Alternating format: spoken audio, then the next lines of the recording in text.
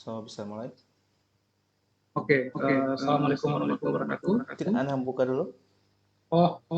Siap. Oke. Bismillahirrahmanirrahim. Assalamualaikum warahmatullahi wabarakatuh. Waalaikumsalam. Selamat sore teman-teman sekalian yang hadir di Zoom maupun di Facebook. Saya ucapkan selamat datang di kegiatan rutin kami ngabuburit bareng relawan TIK hari ketiga pelaksanaannya setelah di hari pertama dan kedua sebelumnya di tanggal 5 Ramadan dan 7 Ramadan kita sama-sama sudah menyaksikan dua materi dari Pak Ilyas dan juga Pak Basri ya. Dan hari ini di hari ke-9 Ramadan kita kedatangan tamu, pematerinya dari Pak Walid Umar dengan materi hari ini yaitu optimalisasi server untuk layanan e-learning di sekolah dan kampus. Pak Walid ini adalah sekarang aktivitas di mana Pak? Di kampus ya? Di sekolah. Oh, di sekolah. Kampus. Ya. Sekolah dan kampus. Luar biasa. Jadi hidup di banyak alam. Dan seorang IT expert, seorang YouTuber juga, YouTuber jaringan dengan dengan subscriber yang lumayan. Dan hari ini kita punya kesempatan yang baik sehingga bisa diizinkan untuk mendapatkan sharing dari beliau. Baik, Bapak dan Ibu sekalian, teman-teman yang hadir di Zoom dan juga di Facebook, mari sama-sama kita dengarkan sama-sama materi dari Pak Walid. Jika ada pertanyaan bisa lewat kolom chat baik di Zoom maupun di Facebook. Nanti kita akan bacakan di akhir sesi. Yang hadir di via Zoom bisa raise hand untuk kami aktifkan mikrofonnya jika sudah waktu tanya jawab. Baik Pak Walid, waktu dan ruang Zoom kami persilakan. Terima kasih atas kesempatan yang diberikan oleh teman-teman relawan TIK. Pada kesempatan kali ini kita belajar sama-sama terkait bagaimana mengoptimalisasi server untuk pembelajaran daring. Oke, seperti layanan daring ya, tentunya sangat banyak. Pada materi yang akan saya jelaskan hari ini adalah kita akan membahas terkait Learning Management System ya, atau LMS, atau bisa juga disebut e-learning. Saat ini di masa COVID ini ya, kita banyak mengenal layanan-layanan seperti layanan-layanan e-learning ya, seperti ada Classroom milik Google, ada Microsoft Teams milik Microsoft, dan ada Moodle ya. Jadi pada presentasi kali ini kita akan fokus bagaimana untuk memaksimalkan LMS pada sekolah maupun kampus yang mengimplementasikan Moodle ya. Oke, jadi kita akan fokus ke pembahasan bagaimana mengoptimalisasi layanan Moodle ya. Moodle adalah salah satu paket perangkat lunak yang banyak digunakan ya untuk pembelajaran daring, termasuk di UNG juga. Dan di sekolah yang saya tempati juga itu menggunakan Moodle sebagai layanan e-learning-nya. Oke, di awal tahun 2020 tentunya kita tahu bersama ya, kita dikagetkan dengan adanya COVID-19 yang mulai masuk di Gorontalo di bulan ketiga dan keempat ya, sehingga memaksa sekolah maupun kampus untuk melaksanakan proses pembelajaran secara daring ya. Jadi awalnya luring ya, pembelajaran tatap muka, itu kita diharuskan untuk melakukan proses pembelajaran secara daring ya, baik itu sekolah maupun kampus ya. Jadi tentunya ya Tentunya ketika pembelajaran luring, metode pembelajaran menggunakan e-learning tersebut hanya sebagai pelengkap saja. Nah, ketika metode pembelajaran sudah diubah dari luring ke daring, tentunya ini menuntut penggunaan layanan pembelajaran berbasis online ya. Dalam hal ini kampus sekolah juga diharuskan untuk menyediakan sebuah layanan e-learning ya. Tentunya lebih banyak user, tentunya membutuhkan lebih banyak sumber daya ya atau resources. Oke, skema umum ya, skema umum infrastruktur e-learning ya, kita bisa lihat ini untuk implementasi di kampus ya maupun di sekolah mungkin lebih sederhana lagi. Skema umumnya adalah sebuah layanan e-learning tersebut terdiri dari beberapa server yang terpisah ya. Jadi ada layanan web, ada layanan database, dan ada layanan storage dan autentikasinya. Oke, selanjutnya pertanyaannya adalah bagaimana cara untuk mengoptimalkan ya.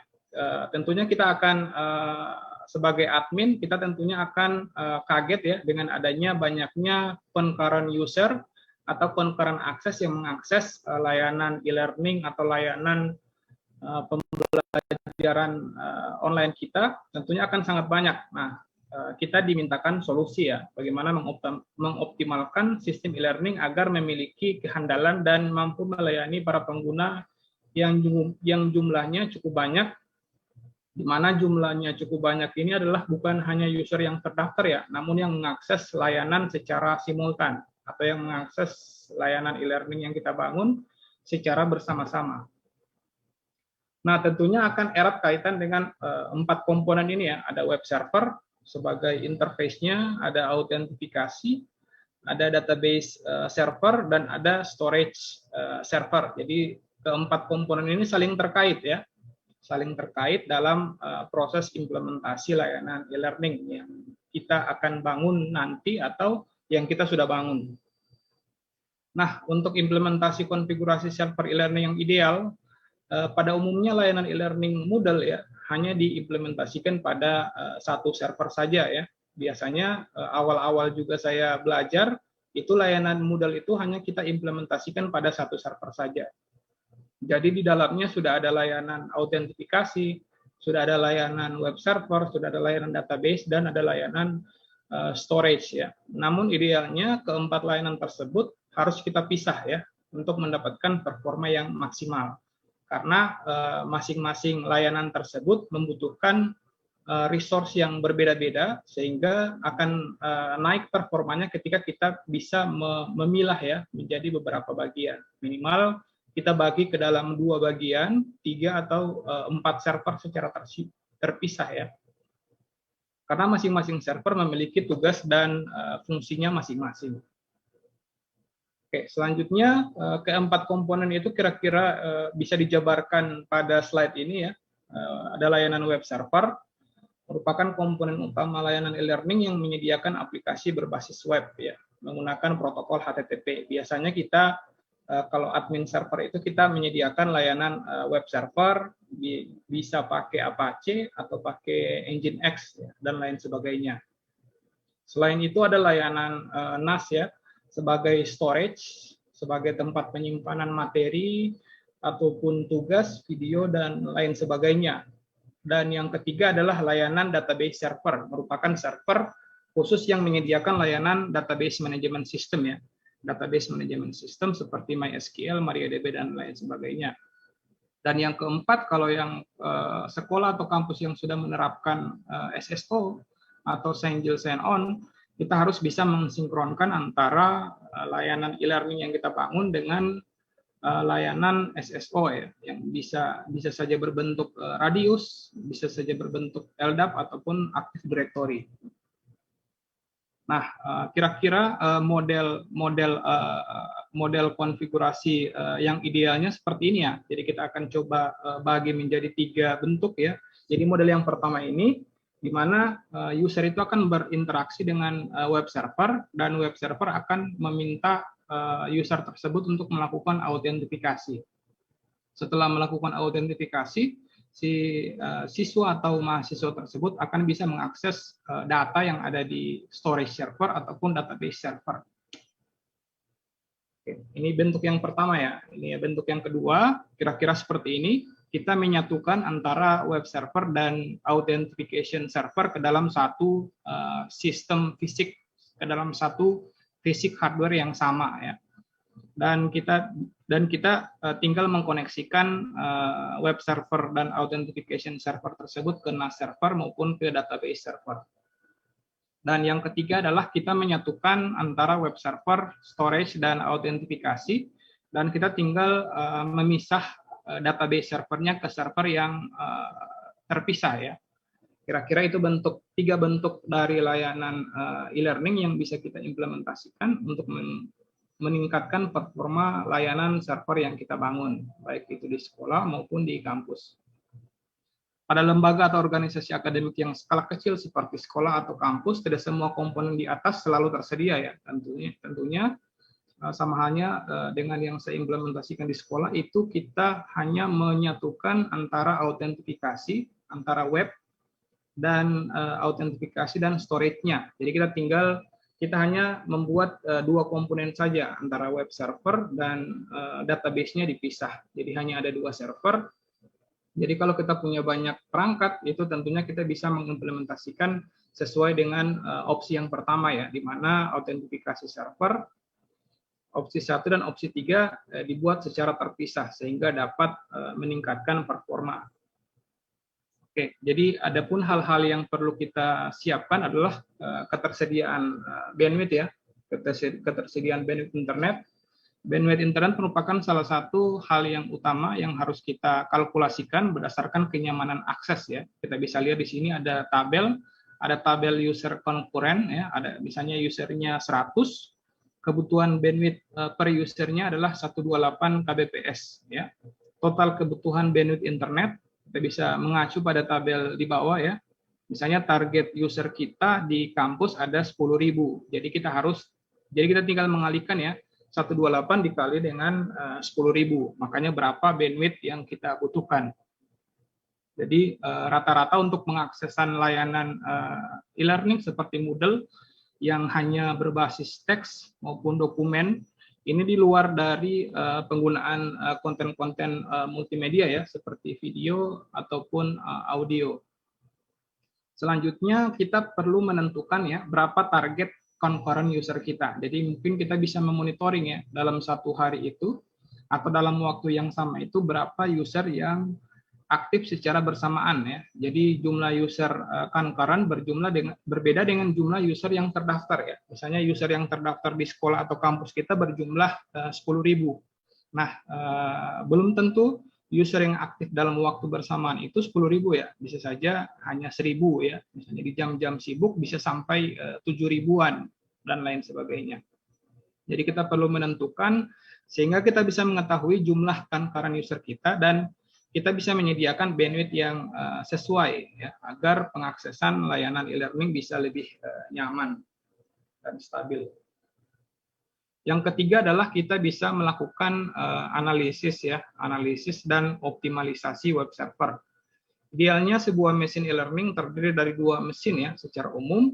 Jadi kita bisa melakukan proses tuning ya, proses tuning pada sisi aplikasi, baik pada sisi web server ataupun pada sisi database server ataupun pada Linux kernelnya ya, karena secara default layanan web server tersebut membatasi jumlah user atau jumlah pengakses pada web server maupun database. Nah, itu kita bisa tuning pada beberapa file berikut ya. Jadi saya menentukan ya beberapa file yang perlu kita tuning ketika kita ingin melakukan implementasi ya, agar beberapa layanan tersebut dapat bekerja secara optimal. Kita bisa lihat di sini untuk melakukan tuning web server dan PHP server, kita perlu melakukan tambahan konfigurasi pada file php.ini maupun file pada my.cnf, ataupun kita bisa melakukan tuning pada kernel. Kita bisa masuk ke konfigurasi etc security, etc pmd, dan sistem directory pada Nginx kita, dan lain sebagainya ya. tentunya banyak hal yang bisa kita tuning dari performanya agar sebuah web server dapat berjalan maksimal. Oke, di sini saya ada rekomendasi, ada video pertama dan video kedua untuk prakteknya ya, bagaimana untuk mengimplementasi sebuah layanan e-learning yang tentunya kalau saya jelaskan di sini tentunya akan membutuhkan waktu yang lama. Nanti kita akan coba cari sesi lainnya ya, agar kita bisa praktek sama-sama untuk mengimplementasikan layanan e-learning. Di sini ada 2 rekomendasi video ya dari Pak Joshua dan dari video yang saya buat untuk mengimplementasikan e-learning di sekolah. Oke, mungkin itu dari saya ya. Mungkin kita akan lebih berkembang lagi di diskusi ya, diskusi ataupun sharing ya, ataupun bisa berbagi pengalaman dengan teman-teman yang sudah mengimplementasikan layanan e-learning. Mungkin itu Pak Rian.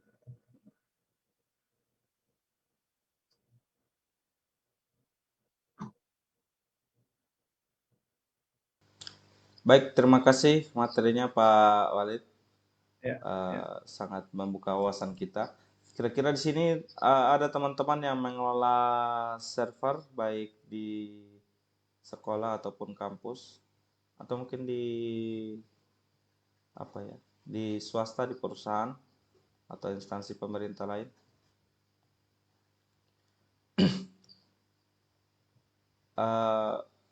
Pak Walid, kalau misalnya di sekolah itu di apa di server e-learningnya itu kendala paling apa ya, paling terasa itu apa Pak setelah kendala paling corona ini? terasa itu ketika kita melaksanakan proses ujian online ya. Tentunya proses ujian itu mengharuskan seluruh user yang terdaftar di database itu kan untuk aktif ya secara bersama-sama. Sedangkan ketika proses pembelajaran kan ada siswa yang mengaksesnya misalnya di jam-jam pagi, ada yang mengakses siang. Sehingga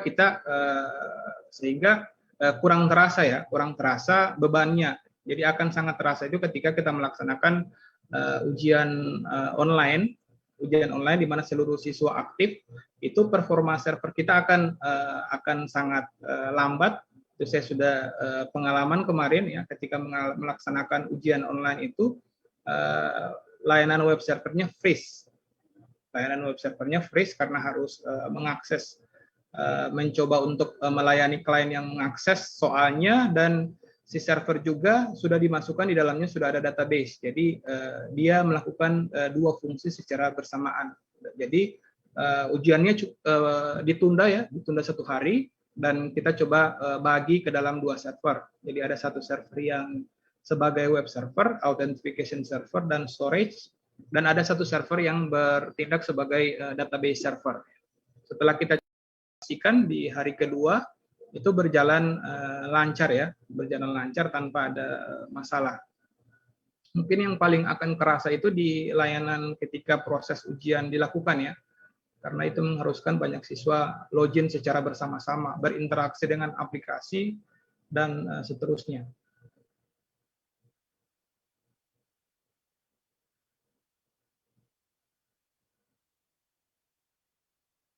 Ya, diakses dari publik. Jadi kita juga harus mengkalkulasi juga jumlah bandwidth yang kita gunakan. Jadi bandwidth pipanya harus besar dan storage servernya juga harus, dan resource servernya juga harus baik. Baik itu RAM-nya ataupun core CPU-nya. Biasanya 1 core itu bisa muat sekitar 50 user. Jadi kita sudah kalkulasi kalau jumlah siswanya ada sekitar 500 siswa, berarti kita harus menyesuaikan dengan core-nya, core dari CPU-nya.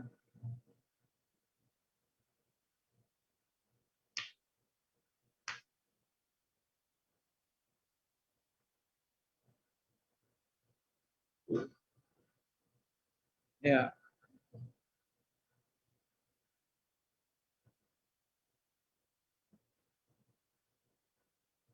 ya,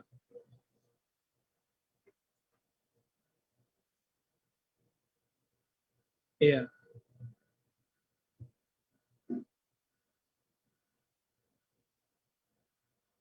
Iya.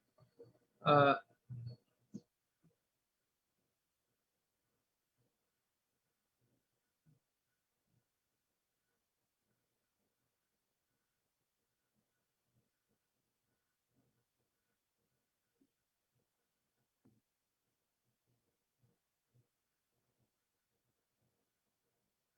iya. Eh, mungkin kita bisa baca ya menggunakan tools-tools seperti AWStats ya. Ada tools di Linux, ada AWStats. Kita bisa lihat user itu aktif di jam-jam berapa, sehingga kita bisa menyiasati ya. Kita bisa setting manajemen bandwidth-nya, misalnya ada beberapa aplikasi kita bisa setting mana yang diprioritaskan dan mana yang belum prioritas pada saat itu. Boleh. Kalau di kampus server sekarang melayani kira-kira berapa orang? Kalau rata-rata harian itu 1.000 sampai 1.500. Itu sudah kita pisah ya. Sebelumnya server kita kan ada di cloud. Dari cloud itu kita coba pindahkan ke lokal dan kita coba bagi ke dalam beberapa komponen. Kalau kita di WNG itu sudah bagi ke dalam 3 komponen. Ada storage server, ada NAS-nya, terus ada web servernya, dan ada database servernya.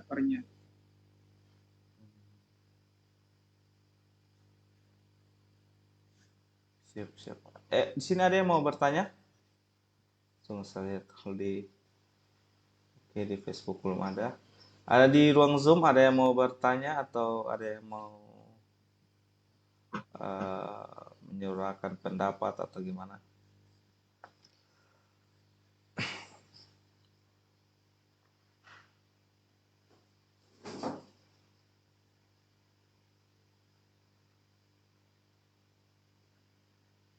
Kalau bandwidth existing berapa di sana sekarang, Pak?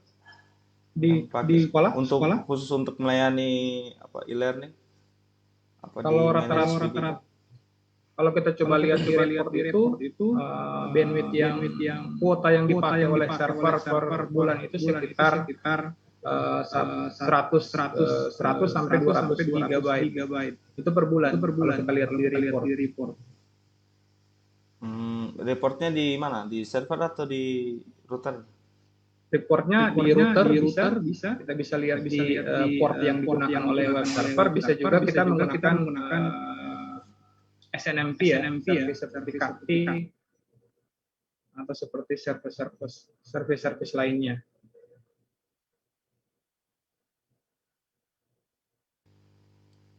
Nah, ini bagi yang mau mulai bikin server, kira-kira spek minimal untuk server standar itu gimana, Pak? Berdasarkan pengalaman, spek minimal ya untuk kebutuhan sekarang ya, kebutuhan web sekarang minimal lah, belum untuk aplikasi, mungkin untuk web saja. Kebutuhan kalau di sini kalau kita buat server secara di layanan cloud kita itu di OpenStack itu kita buat minimal CPU-nya 4 core, hard disk-nya 80 GB SSD, terus bandwidth-nya 100 MB itu per server. Biasanya itu sudah otomatis ya. Sudah otomatis. Zoom. Sebentar saya lihat dulu. Mengatasi jika tidak Pak Afandi, saya izinkan untuk bertanya, Pak. Silakan, Pak. Aktifkan mic-nya, Pak. Bisa sebutkan nama dan asal, Pak. Iya. Udah kedengaran? Iya. Siap, ada, Pak, ada. Ya. Terima kasih atas kesempatannya. Perkenalkan, kalau saya Saul Hulunalo asli. Cuman sekarang saat ini kerja di Bandung. Jadi kebetulan punya kasus terkait migrasi. Jadi kan di kampus saya dulu itu orang itu suka mau migrasi, cuman bingung kira-kira biar server yang existing ini tidak terganggu, itu baiknya seperti apa persiapannya gitu. Apakah apa saja, mungkin lebih ke persiapan apa saja yang harus benar-benar, misalnya salah satunya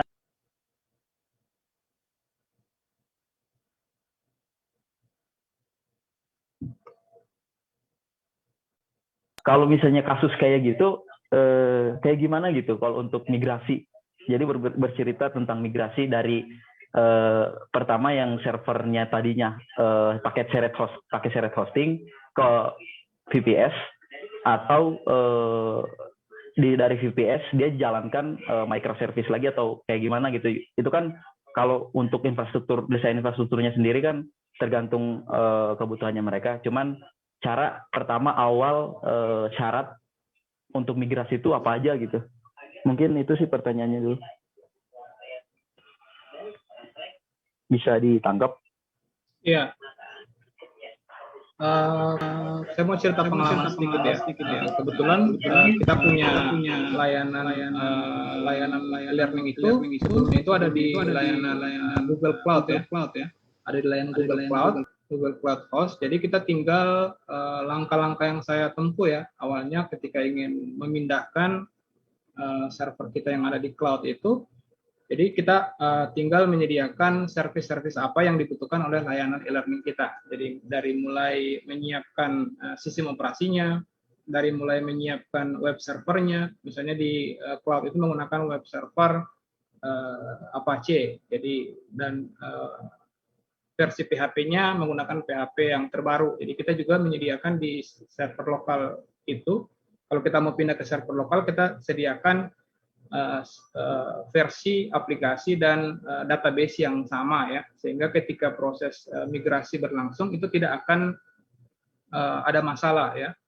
Yang selanjutnya kita kalau macam sudah selesai dimigrasi, kita tinggal membelokkan saja ya, kita tinggal membelokkan saja dari akses domainnya, sehingga tidak akan terasa bahwa kita pindahkan server dari satu layanan ke layanan lain. Kita tinggal mengarahkan saja dari domain dari DNS-nya itu ke IP public pada server yang baru tadi. Mungkin itu kalau dari pengalaman saya ya, kalau dari migrasi dari layanan Google Cloud ke layanan lokal server.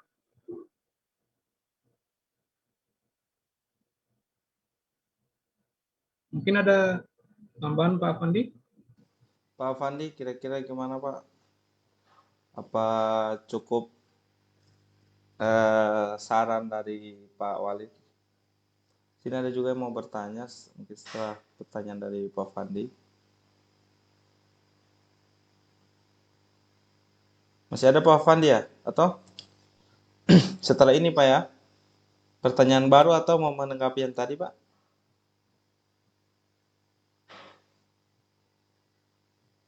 Oh iya. Baik, sekarang saya kasih kesempatan ke ini, ke Pak atau Ibu ini ya, yang namanya mendidik terdidik. Silakan di unmute untuk bertanya langsung. Jika agak susah via kolom chat.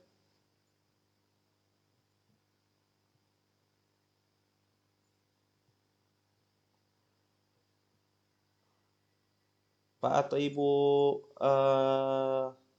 yang namanya mendidik atau terdidik, silakan. Dan setelah ini Pak Deden. Halo. Oh, mungkin Pak Deden dulu ya. Halo Pak Deden. Halo. Assalamualaikum warahmatullahi wabarakatuh. Waalaikumsalam Om. Apa kabar Om? Waalaikumsalam. Yo, apa kabar Pak Wali? Ya, Ya, Pak Rian. kabar. Ya, siap. Ian. Oke, Ana mau perkenalkan nama lagi. Silakan, Boleh, silakan. boleh. Oke. Banyak Ana yang Deden belum kenal di Gobel. sini ada Suhu. Isu apa? Ana Deden Gobel. Terus Ana kerja di salah satu startup di Jakarta. Tapi sekarang lagi WFH di Gorontalo. Nah, kebetulan Ana ada side job apa ya? Side job. Jadi monitoring server. Nah, Ana ada pertanyaan sama Pak Wali. Jadi pertanyaan pertama itu tools yang monitor yang paling bagus yang Pak Wali sering pakai itu apa? Kan sekarang tools monitor itu banyak. Jadi yang rekomendasi untuk ini. Terus yang kedua cara hitung usage RAM itu yang tiap user kan dinamik itu. Iya. Nah, cara hitung usage itu pemakaian per satu user itu berapa RAM itu cara hitungnya bagaimana? Terus alokasikan RAM untuk tiap-tiap apa ya? Kalau ada overload itu harus ada sisa berapa? Jadi kan biasanya RAM kan overload masa per server. Nah, itu dia. Itu yang pertanyaan kedua. Terus yang ketiga tidak apa-apa 1 kali. Ya, kedua loh. Rekomendasi cloud server yang internasional dengan yang IEX. Nah, itu saja. Anak pertanyaan cuma simpel. Paling pengalaman Pak Wali sama ini kalau Jadi diborong semua ini. Ya. Silakan, bisa share-share Pak juga Wali. lagi ada monitoring beberapa server. Oke, terima kasih ya dari senior mungkin. Kalau kita di pengalaman saya itu untuk monitoring saya sudah coba banyak layanan monitoring itu seperti Kakti, ada SNMPD, ada MRTG. Kalau saat ini kita di UNG itu pakai layanan server monitoring berbasis hardware. Berbasis hardware di mana hardware itu fokusnya untuk menganalisa penggunaan sama-sama menggunakan protokol SNMP. Nah, kelebihan di hardware ini adalah yang saya tidak temukan di layanan server lain adalah dia bisa memonitoring sampai di sisi penggunaan RAM-nya. Ketika dia overload, dia bisa memberikan semacam warning ya, seperti mirip IDS lah. IDS atau NIDS. Dia bisa kasih warning bahwa kita butuh RAM berapa untuk penggunaan user yang sekian, atau kita kehabisan bandwidth. Jadi sudah berbasis hardware. Karena saya sudah coba hampir banyak tools ataupun aplikasi baik itu di Linux ataupun di Windows, itu tidak ada tools yang bisa sedetail itu ya. Rata-ratanya bisa memonitoring di sisi berapa RAM per jam digunakan, berapa jumlah resource yang digunakan. Itu mungkin untuk pertanyaan terkait layanan monitoringnya ya. Pertanyaan yang selanjutnya apa tadi? Layanan cloud ya. Kalau saya sendiri ya, kita sendiri itu migrasi layanan e-learning kita itu dari cloud ke lokal ya. Jadi minimal kalau tadi ada 4 komponen, minimal ke-4 komponen itu ada di satu backbone yang sama, di satu data center yang sama. Kalau misalnya kita mau bangun e-learning, itu database server dan web server ataupun NAS servernya itu harus ada di satu lokasi yang sama. Sehingga di situ tidak akan ada bottleneck di sisi koneksi ya. Tidak akan ada bottleneck di sisi koneksi. Kalau layanan cloud itu kemarin sempat coba itu bisa coba AWS ya. Bisa coba AWS untuk internasional. Kalau UNG sendiri itu pakai Google Cloud ya. Umumnya pakai Google Cloud untuk beberapa server yang ada di public. Mungkin itu. Ada lagi yang ketinggalan pertanyaannya?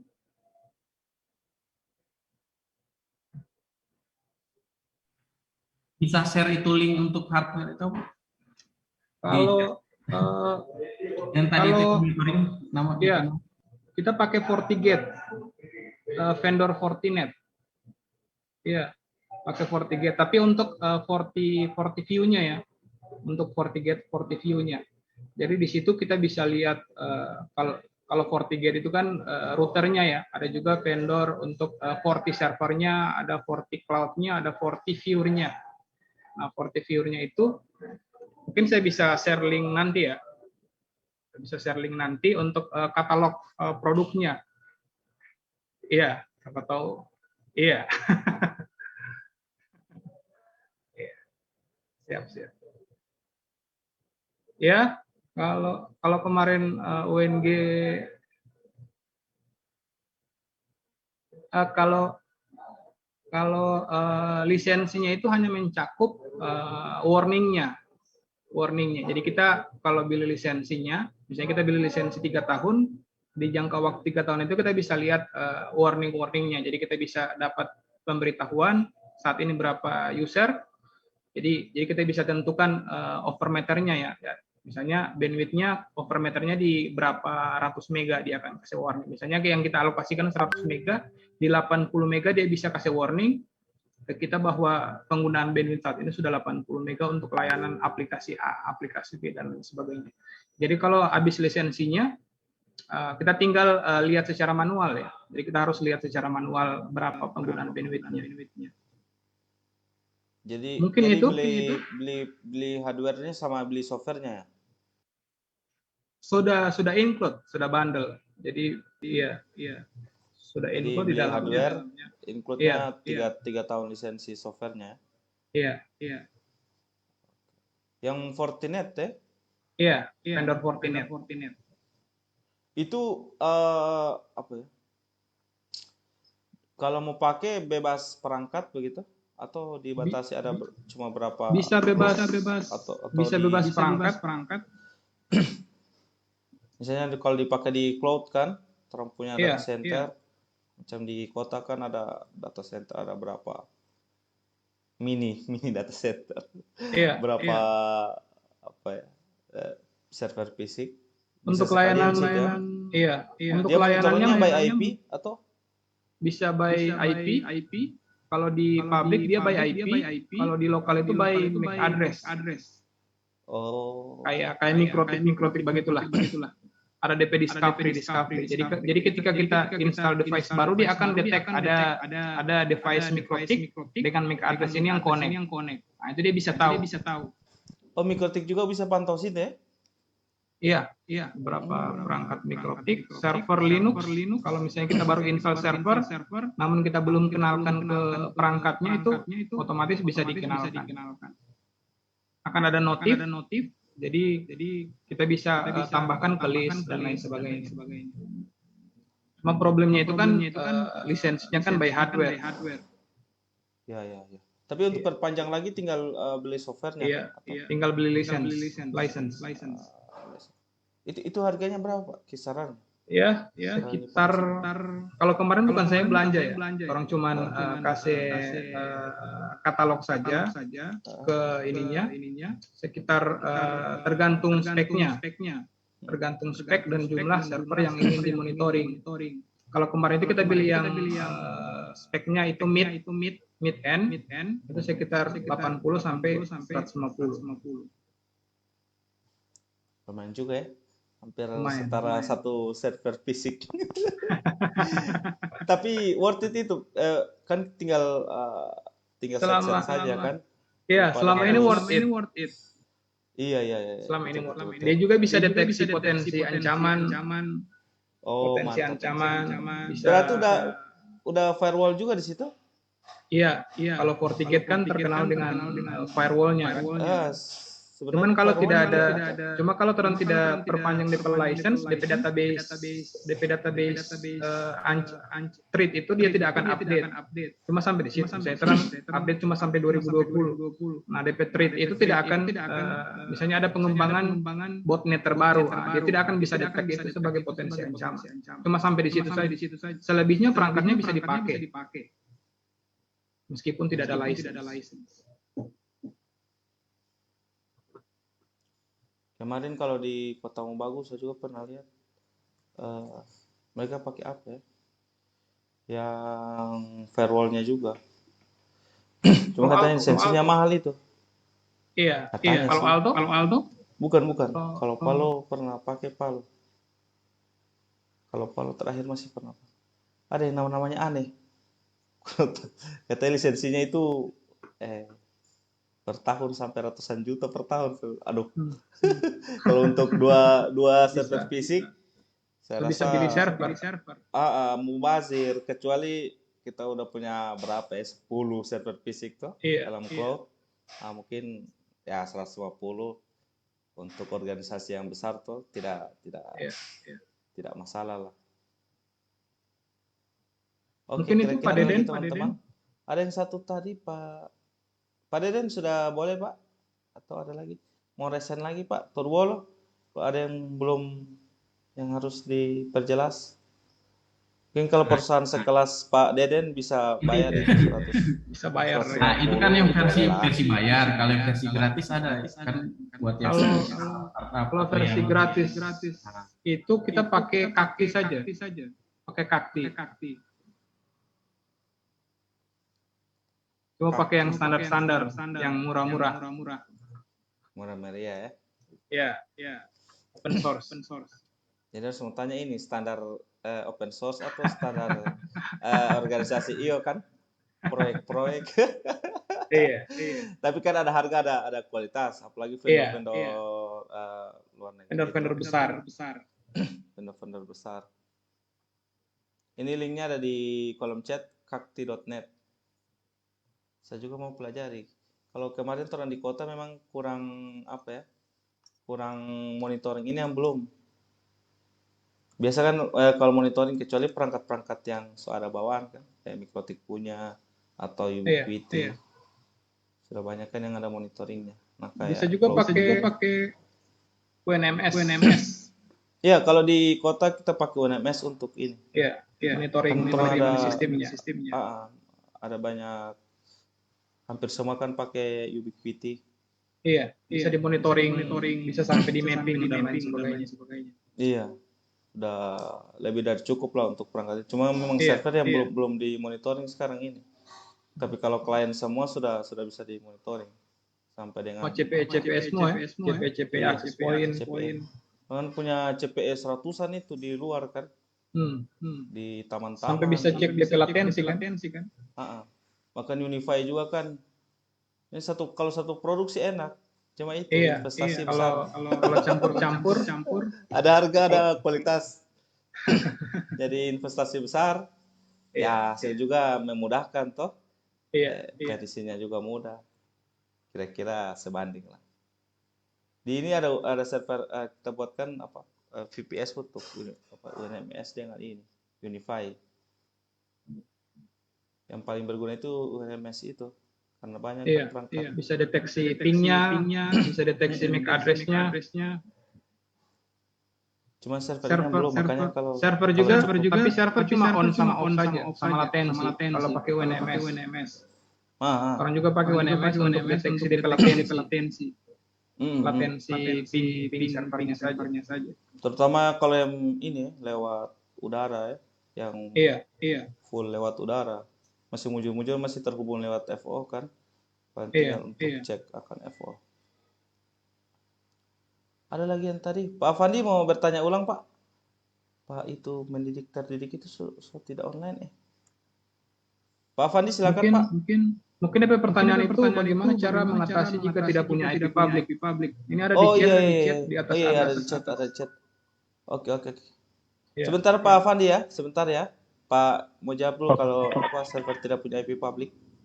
Iya. Oke, santai. Silakan Pak Walid. Kalau permasalahan tidak punya IP public, sebenarnya kita bisa sewa ya. Kita bisa sewa. Banyak layanan-layanan di public itu yang menyediakan seperti layanan-layanan. Misalnya ada yang jual Mikrotik CHR. Nah, di situ sudah include IP public. Kita tinggal pakai layanan PPTP saja. Kita PPTP ke IP publiknya, nanti tinggal buat konfigurasi DST NAT-nya saja untuk membelokkan ke server lokal kita. Yang penting ada internet. untuk terhubung ke layanan PPTP-nya. Atau kita bisa langsung by remote ya, langsung ke servernya. Banyak layanan-layanan servernya, nanti saya coba share ya. Saya coba share layanan IP public yang bisa kita sewa per bulan ataupun per tahun jika butuh layanan-layanan IP public. Mungkin itu untuk IP public, atau bisa pakai DDNS ya. Bisa sewa layanan DDNS, ada layanan DDNS-nya Telkom bisa, atau mau generate sendiri bisa layanan DDNS-nya. Mungkin itu solusinya. Atau bisa co-location,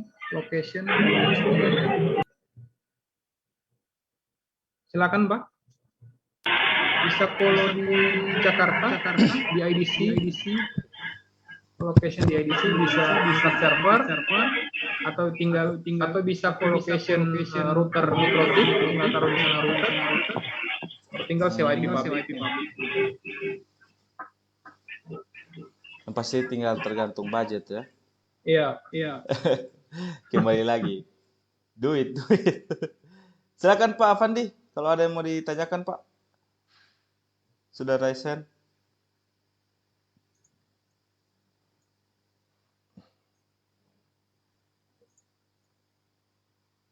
Halo? Halo Pak? Wais.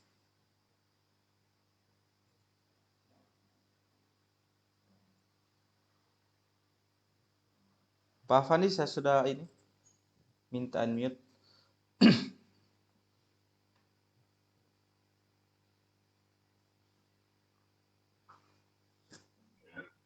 Halo. Ya, Halo, silakan Pak. Halo. Halo, silakan.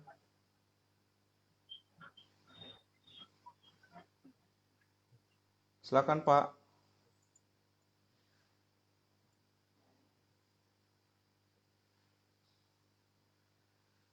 Halo. Halo Pak Fandi. Aduh. Butuh air ini. Pak Fandi silakan Pak. Sudah di unmute ini cuman nggak tahu jaringan mungkin.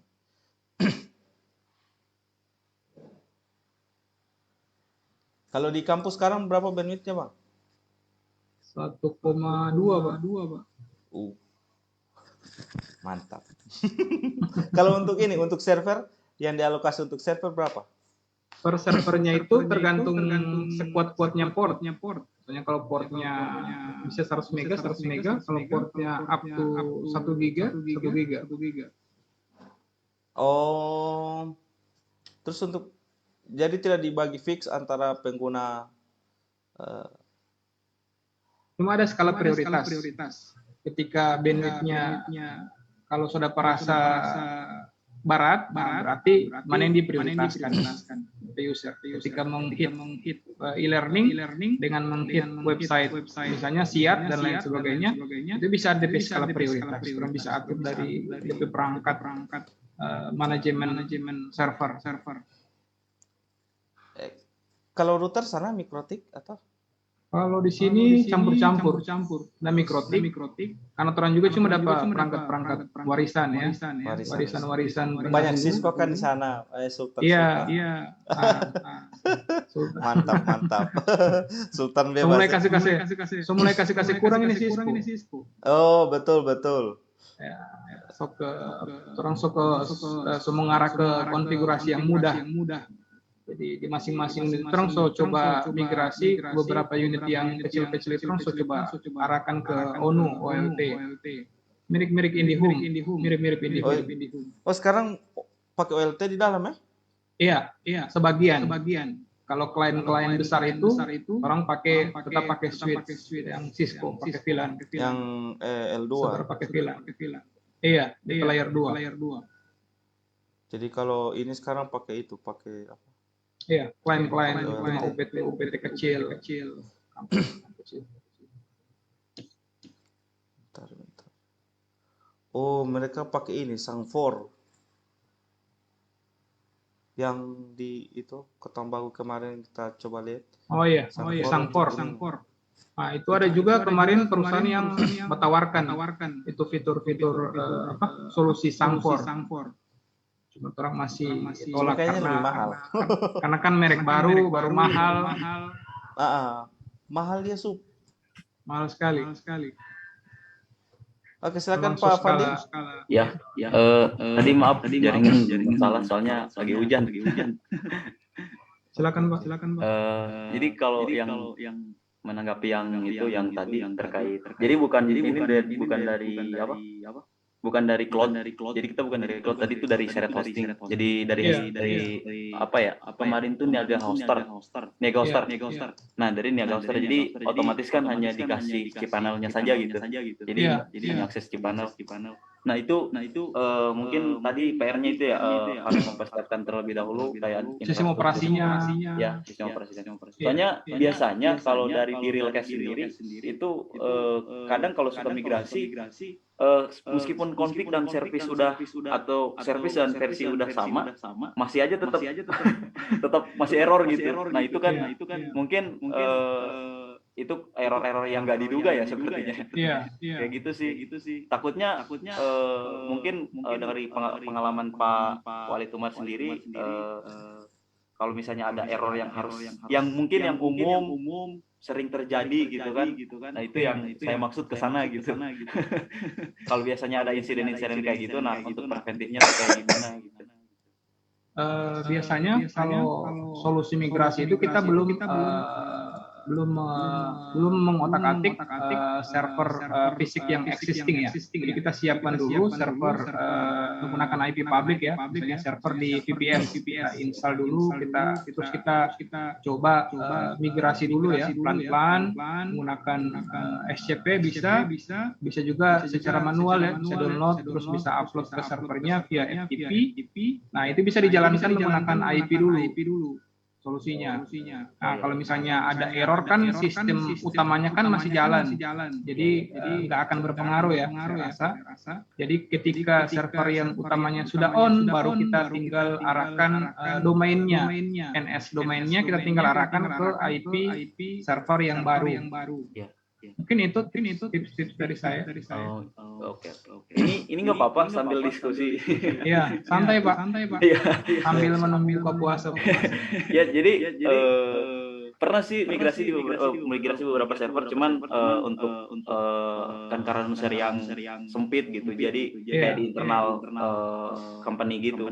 Nah, sekarang PR-nya di kampus gitu, jadi pihak kampus itu minta tolong karena emang udah pernah kuliah di sana dan dilihat udah bekerja, mungkin ke pihak kampusnya merasa bahwa sudah bisa padahal bukan di sana bidangnya gitu. Iya. Cuman mereka minta pandangan gitu, makanya saya juga lagi nyari-nyari referensi untuk apa ya secara persyaratan bisnis tuh kayak gimana, secara infrastruktur kayak gimana gitu. Nah, mungkin nyambung ke pembahasan yang ini juga yang terkait untuk monitoring IDS. Nah, itu atau IPS. Nah, kalau untuk saya penasaran sama yang sering disebut-sebut suka disebut-sebut di kantor tuh ada namanya tuh APM. APM tuh kalau nggak salah application performance management. Nah, itu masuknya IPS atau IDS ya? Dan kira-kira itu bisa ngedeteksi apa yang tadi sudah disebutkan kayak RAM-nya dan lain-lain? Kalau dari pengalaman saya itu belum pernah pakai APM Pak, yang pertama. Terus kita untuk analisa trafficnya misalnya ketika kita mau pindah itu kita analisa berdasarkan jumlah resource-nya, itu kita bisa pakai aplikasi-aplikasi yang bisa kita install sebenarnya di server tersebut ya. Misalnya kita install server di VPS. Nah, di dalamnya itu kita bisa install untuk monitoringnya. Jadi dia monitoring bandwidth keluar dan masuk, dan bisa monitoring memorinya, terus bisa monitoring berapa hit per harinya, berapa IP yang akses per harinya dari web servernya. Nah, itu kita mungkin bisa mengkalkulasi dari situ ya, berapa jumlah host per harinya, bisa pakai AWS Stats ya, mungkin untuk analisanya. Mungkin APM ini aplikasi-aplikasi yang mungkin lebih ke arah enterprise ya. Mungkin lebih ke arah enterprise, berbayar tentunya, karena dia akan inspeksi sampai di layer 7 ya. Sampai di layer 7. Itu mirip-mirip Fortinet yang saya jelaskan tadi. Jadi dia bisa inspeksi ke server itu sampai di layer ke-7, sampai di layanan di port, di IP dan di port ini kira-kira sedang apa, sedang ada berapa banyak traffic. Yang penting SNMP-nya connect dulu. Nah, kalau kita berbicara nyambung lagi, Pak. Iya. Kita berbicara terkait license sama unlicense ya. Jadi biasanya kan saya pernah karena kebetulan saya bekerja di salah satu perusahaan di BUMN di sini di Bandung. Jadi pernah saya dapat pertanyaan ketika saya itu bergerak di bidang pengujian aplikasi. Nah, saya pakai aplikasi yang open source. Nah, dapat pertanyaan dari dari manajemen, katanya ini kamu pakai open source. Nah, kalau misalnya ini bakal terjadi insiden. Nah, kamu kalau misalnya pakai license kan otomatis untuk yang menangani ini preventifnya kan pasti dari vendornya gitu. Nah, kalau yang open source gimana nih pandangan dari stigma? Mungkin saya udah dapat dari stigma startup seperti apa atau sudut pandang startup seperti apa. Cuman saya mau minta pandangan dari Pak Walid Umar dari yang berlaku di maksudnya di IT khususnya di bidang education gitu. Kira-kira gimana, Pak? Ya, kalau kita di kampus sendiri sebenarnya kita sediakan. Saya awalnya ketika manage di kampus itu saya sediakan solusi-solusi open source ya. Namun dari pihak manajemen itu membutuhkan report yang lebih detail ya.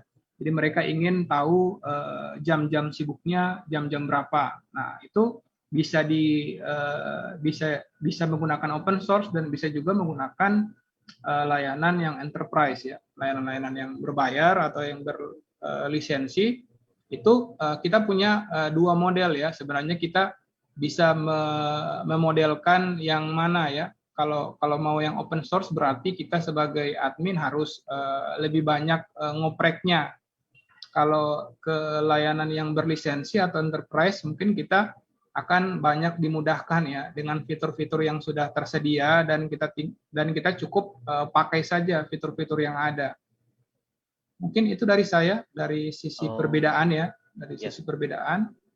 Soalnya takutnya ada disclaimer gitu sih, Pak. Iya.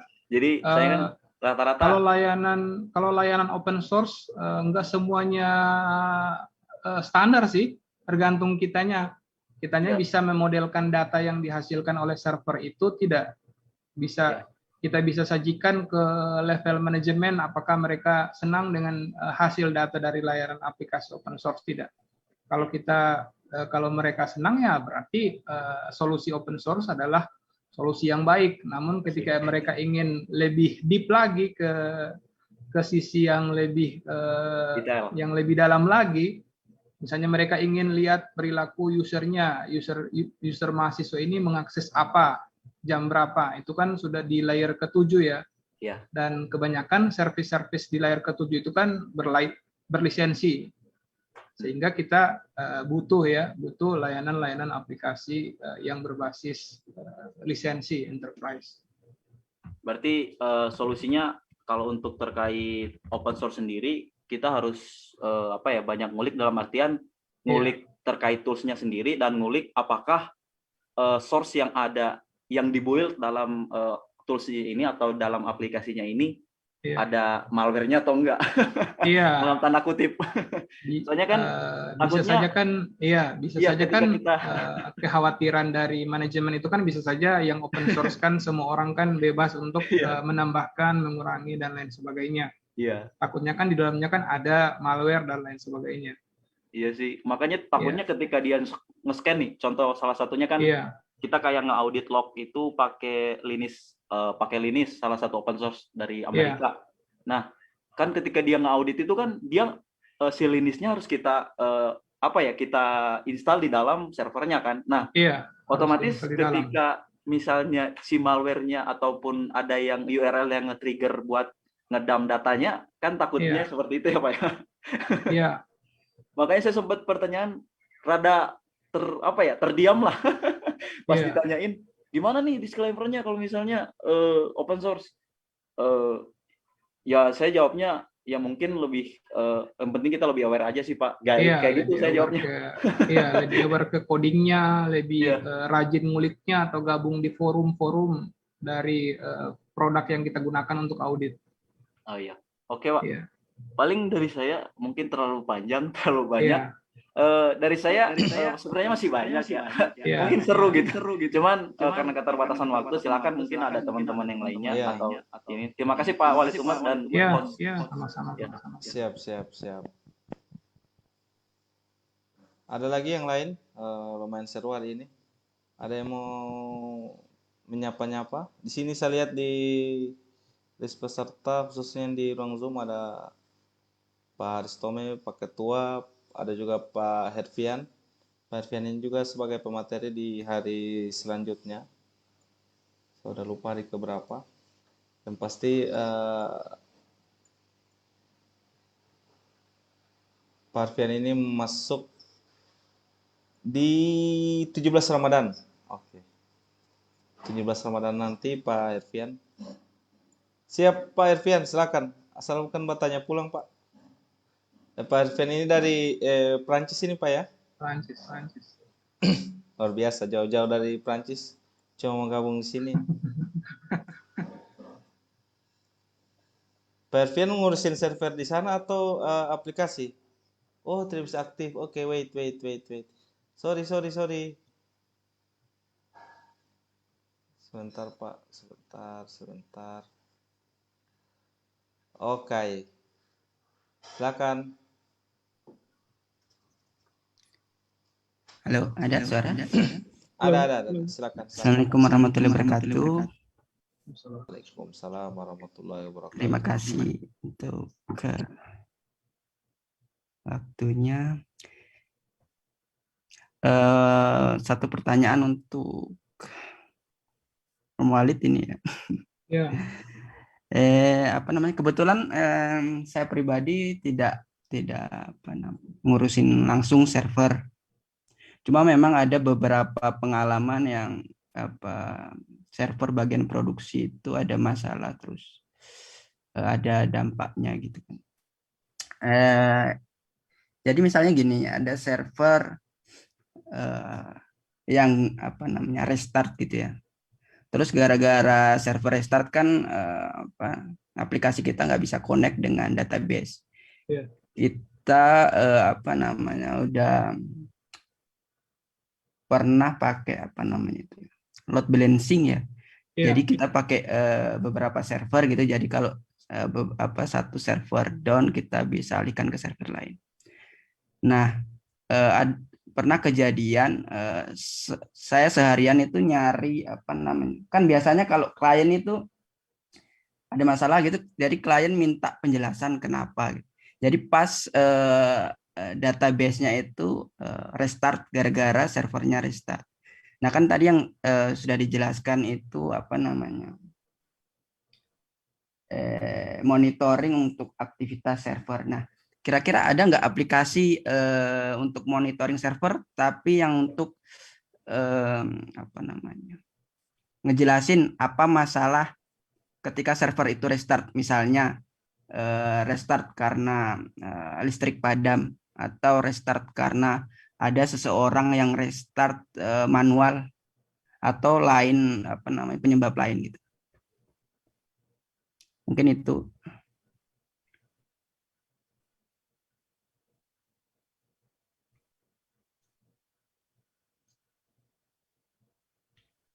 Ya, mungkin kalau menurut pengalaman saya itu mungkin kita cuma bisa nangkap eventnya ya.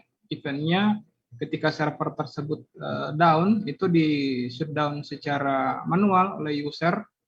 Kita cuma bisa tangkap user yang shutdown kalau misalnya dia shutdown secara manual, atau kita pun bisa menangkap ketika dia tidak shutdown secara manual. Kalau untuk di shutdown oleh secara fisik mungkin saya belum pernah menemukan ya. Misalnya siapa yang shutdown, kalau untuk event misalnya jam sekian Rian restart servernya. Nah, itu kita bisa baca di log kernelnya ya. Misalnya dia mati jam berapa, di shutdown oleh user apa, atau di shutdown secara remote atau secara lokal. Nah, itu kita bisa baca eventnya. Kalau misalnya dia shutdown secara fisik, itu kayaknya saya tidak tahu ya, misalnya karena listrik padam atau dia shutdown secara fisik dengan tekan tombol power, itu saya belum pernah ya. Belum pernah. Biasanya kalau kita shutdown secara fisik, itu biasanya cuma ada di lognya itu biasanya cuma halted ya, halted power off. Biasanya cuma seperti itu ya. Kalau misalnya eventnya ada yang shutdown, nah itu akan kecatat ID usernya berapa, terus nama usernya, terus jamnya. Dia shutdown dari TTY atau dia shutdown via SSH. Mungkin itu Pak Herfian. Oh, jadi misalnya shutdown secara manual kita tidak bisa ketahui penyebabnya gitu ya. Iya. Maksudnya misalnya listrik padam atau kecuali kita bisa pakai hardware ya. Kita bisa pakai hardware secara fisik ya. Kita bisa pasangkan hardware secara fisik untuk menganalisa di sisi powernya ya. Jadi dia ini power karena loss ya, mati karena loss power, atau dia mati karena di shutdown atau ditekan powernya. Mungkin itu yang pernah saya temukan. Namun kita harus nambah perangkat lagi di sisi servernya, di sisi powernya sih. Kita harus nambah perangkat lagi.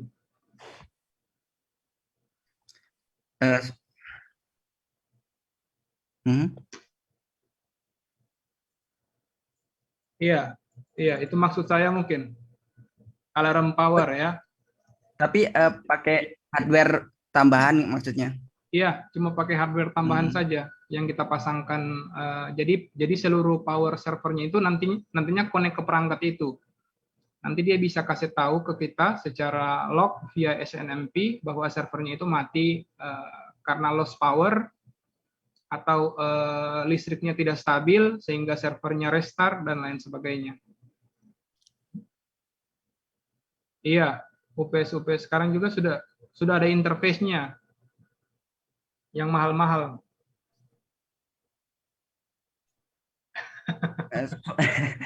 Soalnya kan ada beberapa memang proyek yang lama kayak di negara lain seperti Aljazair. Nah, di sana itu misalnya hari Jumat itu libur. Biasanya mereka di weekend Jumat atau Sabtu itu banyak di restart secara manual lah, terus listrik padam, terus tiba-tiba nanti manajer proyeknya yang dari sana dari klien itu ngebuat tiket gitu ya, terus tanya kenapa ada masalah di bagian reporting karena datanya tidak naik gara-gara servernya bermasalah. Padahal setelah ditelusuri lognya dan lain sebagainya itu nggak ada masalah di bagian aplikasinya. Dan akhirnya itu ya penyebabnya itu listrik, jadi mati lampu di sana dan akhirnya dampaknya ke semua aplikasi. Tapi untuk masang hardware dan lainnya kayaknya memang agak rumit karena ada tambahan biaya juga kan kita harus keluarkan. Oke, mungkin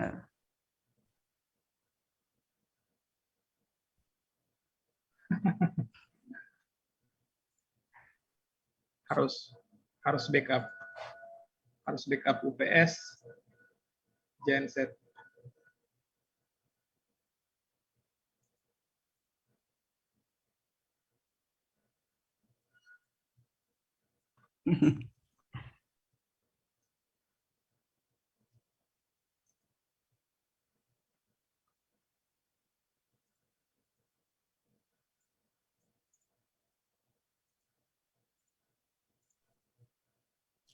masalahnya di sana itu kayaknya kayak di Indonesia Gorontalo dulu, mungkin sekarang sudah enggak, tapi dulu kalau mati lampu itu sampai sehari 2 hari biasanya itu dan dan servernya itu kan maksudnya server apa namanya, penting kan, masalahnya Iya, itu kan harus on kan.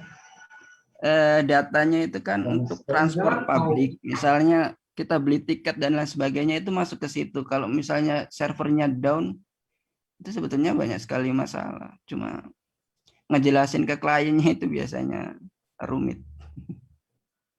Mungkin bisa pakai solusi ya, solusi device yang saya sudah pastikan di chat. Nah, ini dia bisa sampai report ke layanan SNMP. Ada sensor kayak model perangkat-perangkat sensor lah, yang mungkin bisa jadi solusi ya, bisa jadi solusi untuk permasalahan power yang hilang dan lain sebagainya. Iya, power, temperatur.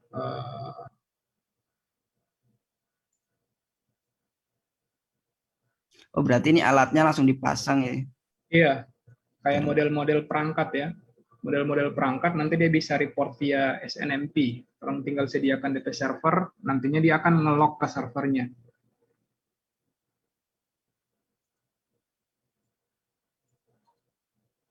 Ada beberapa, ya mungkin yang mau pakai terapkan di IoT mungkin, atau Arduino itu mungkin bisa, iya bisa jadikan solusi. Bisa dia ke notif Telegram, ada server mati atau server kekurangan power atau di shutdown, karena bisa develop server sebenarnya, develop layanan.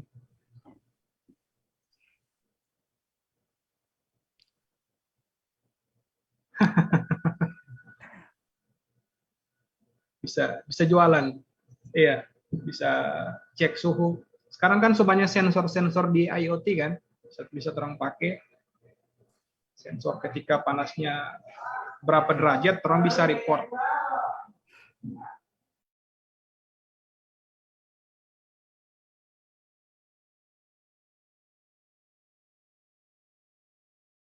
Menarik itu Om Rian untuk soalnya memang pengalaman itu banyak sekali masalah kalau di negara-negara yang memang sering apa namanya, listriknya padam. Kalau misalnya kayak negara-negara maju Eropa, Amerika itu hampir, bahkan sampai sekarang saya belum pernah menemui ada problem di masalah server yang restart sendiri. Cuma kalau misalnya di negara-negara Afrika itu masih banyak sekali yang apa namanya, masalah itu. Kayaknya kalau ada alat itu menarik.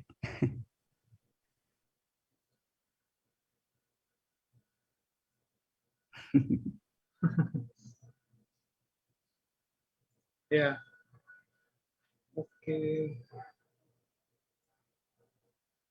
Ya, ya, power.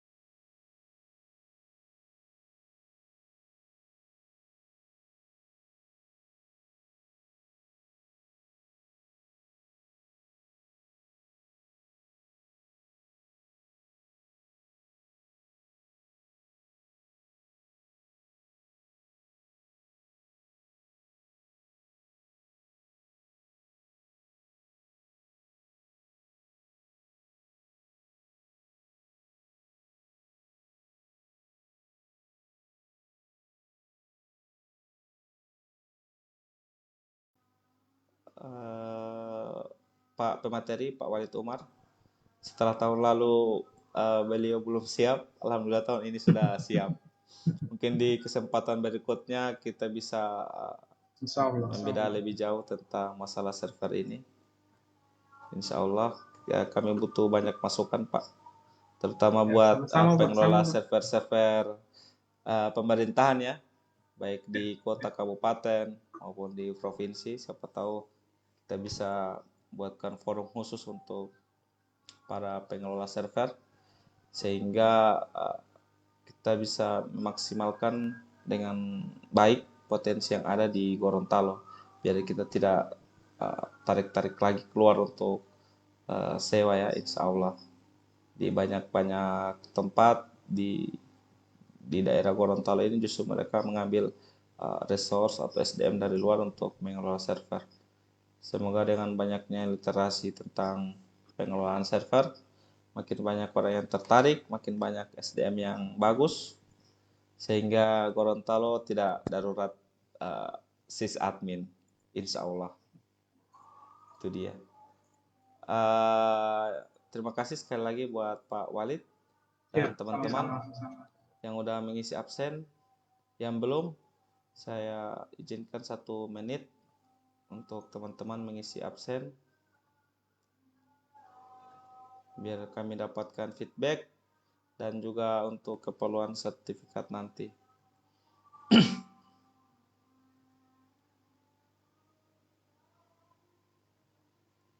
Sesi cyber security kayaknya belum ada Om. Bentar.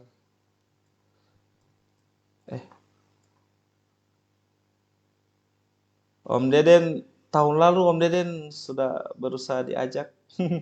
Cuma mungkin lagi sibuk jadi masih berhalangan untuk bisa jadi pemateri.